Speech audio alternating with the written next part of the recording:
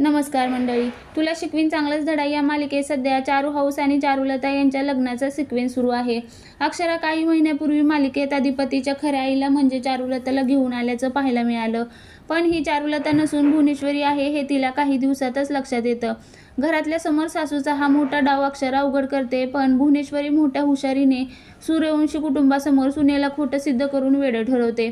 सध्या अक्षराची रवानगी रुग्णालयात करण्यात आली आहे. इथून बाहेर पडण्यासाठी ती पुरेपूर प्रयत्न करत असते, पण काही केले अक्षराला ते शक्य होत नाही, कारण भुवनेश्वरी तिला अडकून चारू हाऊसचे लग्न करण्याचा डाव आखलेला असतो. तिला त्रास देण्यासाठी रुग्णालयात बजरंग येतो, पण नर्स आणि डॉक्टर या सगळ्यांना भुवनेश्वरीने आधीच पैसे दिलेले असतात. अधिपतीला हे सगळेजण इथे कोणीच आले नाही असे सांगतात. अधिपती सुद्धा अक्षरावर विश्वास ठेवण्यास तयार होत नसतो.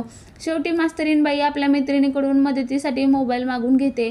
अक्षरा हा मोबाईल उशीच्या कव्हरमध्ये लपून ठेवते. एवढ्यात तिच्या वॉर्डमध्ये बजरंगची एंट्री होते. त्याची चाहूल लागताच अक्षरा लगेच फळांच्या मागे मोबाईल दडून ठेवते. अक्षरा आणि बजरंगमध्ये झालेला संवाद यामध्ये रेकॉर्ड होत असतो.